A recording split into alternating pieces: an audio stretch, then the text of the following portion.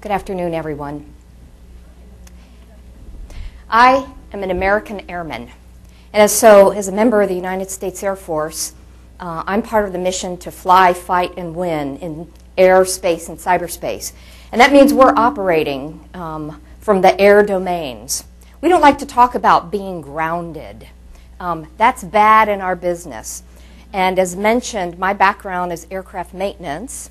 So my responsibilities include making sure that our air platforms and aircraft are ready to fly, ready to operate for training or operational missions, and to launch and get in the air. And so when we talk about being grounded, it's really potentially a failure on our part, a failure to maintain our weapon systems and not be able to provide for that nation's defense. And as a young maintenance officer many years ago when I first came into the Air Force, typically when we were faced with a grounding situation, we were talking about, in one circumstance, the identification of a potentially defective part in an engine, and engines that were installed in single-engine fighter aircraft. And there's probably no more important platform than a single-engine fighter where you want your engines to be working at all times. So for a grounding situation, we're notified, part may be defective, and I would send many aircraft maintenance specialists out to inspect all of the aircraft, to pull the engine out and make sure that the parts were installed were indeed airworthy, and that the pilots had all the confidence in the world that when they took off, their aircraft were going to work. So we don't like to talk about grounding, but I do want to talk about being grounded today in a little bit different context. And I'd like to point out that my opinions here are not necessarily those of my agency, but my personal opinions. But I think that being grounded is being able to focus on something that is productive and essential to leadership. And there is goodness in being grounded in one's discipline, in the behaviors of that discipline, and the mores and the culture of that discipline. And I think that that is absolutely essential for good leadership. And you know, we only need to look at the news and see how senior leaders in all disciplines are under intense scrutiny for things like personal responsibility, for their own behaviors, for the use of resources, the kind of relationships that they have with colleagues and subordinates. And this is true not just for military, but it's common across business and the political world as well. And I think that when we look at the news and we can see that there's a lot of analysis and assessments of how senior leaders behave that I think are a function of how well grounded that we are in our disciplines. And when we read about something in the news and we find that the criticism is substantiated, in some cases it may be the result of a senior leader being in a position where there's kind of an aura that's created around that senior leader, and in my vernacular, they start believing their own press reports.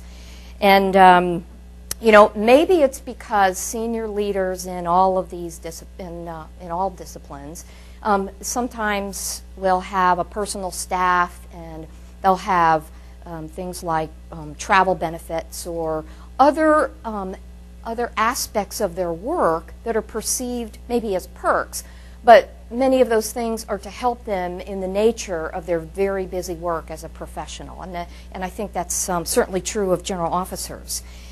And you know, the bottom line is that this dynamic nature of the work really does offer an opportunity to distance yourself from your subordinates and distance yourself from that world that you grew up in.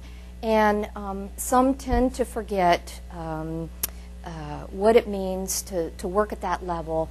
And I think that the higher that you climb in an organization as a leader and a professional, the more risk there is in not being guarded against forgetting about where you came. And so I think that this offers leaders at all different levels to really look at, and I think there's a necessity that we all look at that space between operating as a leader who is humble and operates with humility, and one that is very arrogant and maybe a little bit too decisive and potentially even self-serving in what they do. And it's certainly true in my profession, as I think there's an understanding that military leaders will act with certainty and decisiveness in decision making. And of course, many of the decisions that military leaders make will affect the lives or the livelihood of those subordinates within their command. And you know, that's consider an engineer, somebody who's an expert in understanding things like the reliability of parts that go into a single engine aircraft, and the decision making that that engineer has to go through and then make a recommendation on whether or not parts are going to be able to support the safety of that flight. Now, those decisions have to be made certainly with full knowledge, technical knowledge, but in the end that decision does have to be made with decisiveness to relay the confidence that all of those who are going to use that engine and operate that aircraft, the confidence that they have that that's a safe platform. And certainly, in a more obvious example, the decisions of commanders in a field who have to send troops into harm's way to do the mission of the force. In the Air Force, we would look at commanders who have to make decisions about sending a rescue helicopter in, for instance, into a situation where there may be ground fire, there may be threats coming from the ground, but they've got to make a decision to send a rescue helicopter in because there is somebody on the ground that needs extraction because they're injured. Or an airman commander who has to decide whether or not to send an aircraft through bad weather into an area where there's a humanitarian crisis and they need to provide relief supplies. So lots of different kinds of responsibility in that regard, and I think that it's important to understand as leaders who have similar types of decision making is where and how do you balance how you are going to approach your decision making or your conduct when you have that scale between being humble and exhibiting humility, and the other end of the scale where we can easily forget what it is that the impact of those decisions has on young subordinates. And you know, when I think about this, I think about whether or not where we operate on that scale makes a difference for men and women. And in the end, the how leaders approach that and how that make that decision making, I believe, is the success of that is really being grounded. It's being grounded in the experiences that you grew up in, and it's being grounded by those people that you surround yourself with. In my experience, I think of a young non-commissioned officer who I met recently who had just returned from combat and he was missing a limb.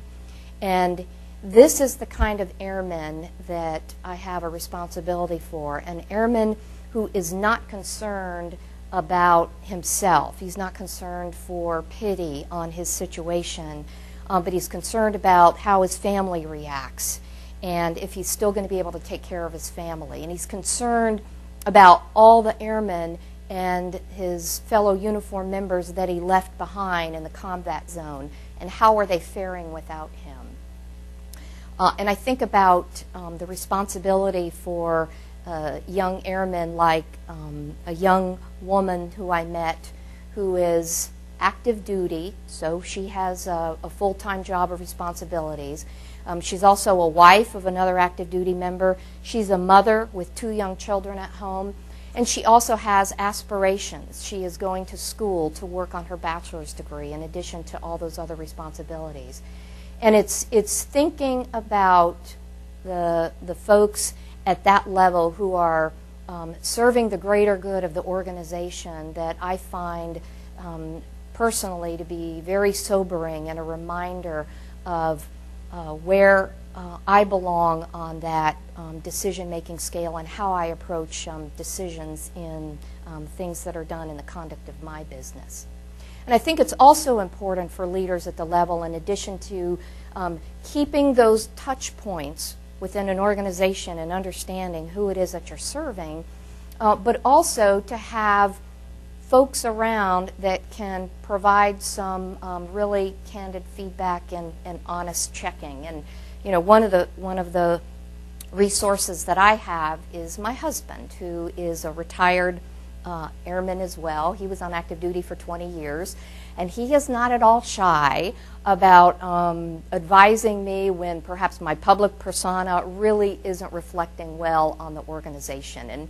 And I can certainly always count on him not to be throwing rose petals at my feet, but to tell me really, how it is, and somebody who can be very frank and helpful. And in addition to that checking to make sure where I am on that scale and that balance, I also have some very close female peers who are military members as well. And we constantly, especially at my level, there's not that many of us, but we can constantly offer advice and perspectives and share some frank discussions. And one of the things that we have debated is whether or not, as a female in our military environment, are women seen the same in how they approach decision-making and leadership roles as do male peers who may take the same approach? For instance, a woman who perhaps has great empathy for somebody who's raising a family or for family members, or maybe a woman who tends to be more inclusive in her decision-making. Are those potentially seen as signs of weakness versus a male that would take the same approach? And when we have these discussions, I would offer that I don't think that it's necessarily a gender perspective that really drives where you are on that scale, where you are on that in that space between being humble and being arrogant in your actions. I think it's really a matter of your comfort zone, because leaders at all levels are going to operate differently. I think it's important for women to understand that we may be seen differently in how we approach things and the actions that we take. But in the end, I don't think that you can be somebody that you're not. I think that you have to be who you are, and in many cases, if you're in a senior position and you're in a position of great responsibility, you are there because of what you have done your entire career, and that is really to be who you are and to make those decisions accordingly. So I think that the key to leaders really being effective is to remain grounded and to remain who you are, to remain in touch with that group that you grew up with and in, and allow that to shape where you are on that spectrum of leadership decisions and how you approach things. So, again, I'm an airman, and we don't like to talk about being grounded, but I think in that case it's good. And I do have another example of what I would consider to be a good case of grounding, and this is a little bit of a cultural nuance. But when I was selected for command at an overseas base in a foreign country, I was going to be the wing commander, and I was going to be operating very closely with a major general from the host country. I was a colonel at the time. And so I knew that that relationship, that military relationship, was indeed very important. So my predecessor, who was still in command at that base in the foreign country, my predecessor went to the Major General and said, the Air Force has selected the next commander here that you're going to be working very closely with. And he said, but I have to warn you, it's not a pilot, because of course, traditionally, and again, the pilot, being a pilot is something, a talent and skill and responsibility that we value in the Air Force. I'm not one, but my predecessor offered to the Major General, it's not a pilot, and it's a female. Never before had the Air Force sent a female to command at an overseas base. So the reaction of the Major General, he pondered it, and he thought about it for a little bit, and he had one question. He came back to my predecessor and he said, is she tall? Because as it turned out, that general, who tended to be shorter than average, knew that he and I would be representing our base together in many a function. We would be standing on many a stage together.